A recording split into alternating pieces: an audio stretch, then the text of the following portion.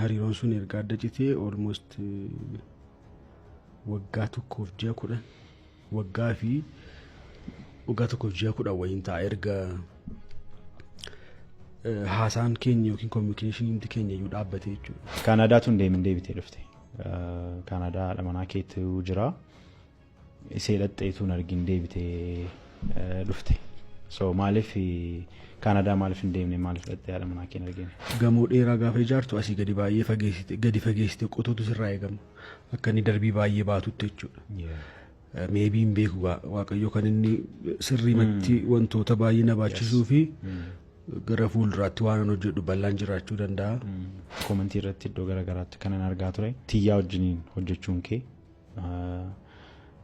nkaa yeroo tokko nkaa. Sanbata guddaa ganama abbaan manaa waldaan naqee ka'ee haati manaa immoo galgala naayit kilabiin deema jetti taanaa walitti dhufu waan ta'eef.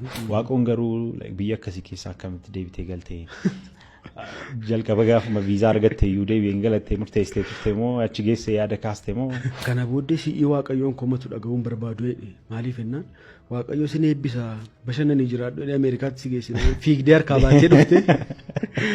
Kana booddee mee waaqayyoon maal jettee akkati komattuu ilaallaa naan jedhu. Meeqatu argame birrii doolarii booddeetti deebina. Sammuun amma qabuuni kaaffee keessummeessuu nan danda'a. Wanti natti hafu hin jiru sii galee yeroon dhaladhu garaadha kootii keessaa yeroon bahu waaqoon hojii gurguddaa qofa hojjechuu qaba wanti narratti mallattaa'ee gadi ba'ee hin jiru. Akkamitti deemtee akkamitti carraa sana argattee gara biyya Ameerikaa deemuudhaaf?